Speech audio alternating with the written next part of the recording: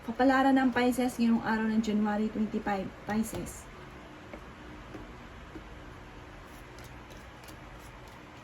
Sinasabi po dito na ating tarot card Pisces na maaaring kayo daw po ay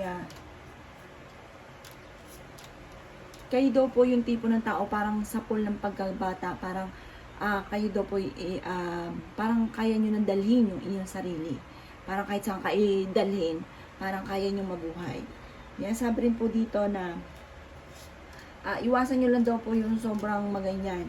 Kasi may mga tao na parang naiinis sa inyo kapag ganun, or kaya parang nayayabangan, ganun. Or kaya po parang masyado kayong prangka.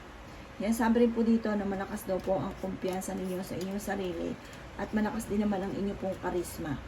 Sabi rin po dito, kayo daw po ay fighter na tao. Yan, sabi rin po dito na maaaring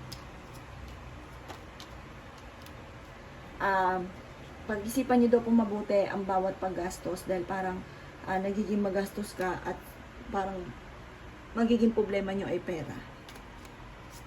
Sinasabi rin po dito na marami kang mga pangarap sa buhay. Sinasabi rin po dito na kayo daw po ay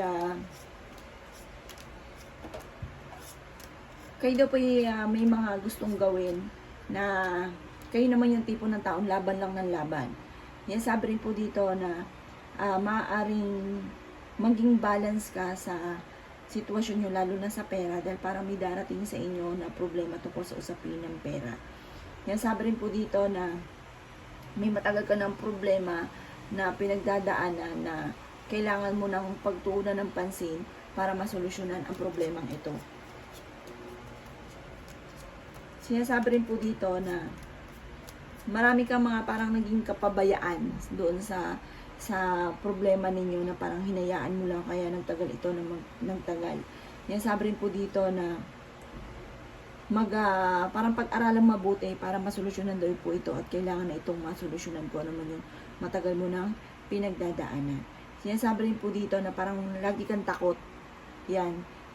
Kayo yung tipo ng matapang, laban ng laban, pero yung pagsusolusyonan na yung problema, parang nandyan na, umiiwas na, or kaya po natatakot ka na baka ikaw ay magkamali. Kayo daw po yung laging magdadasal, Pisces.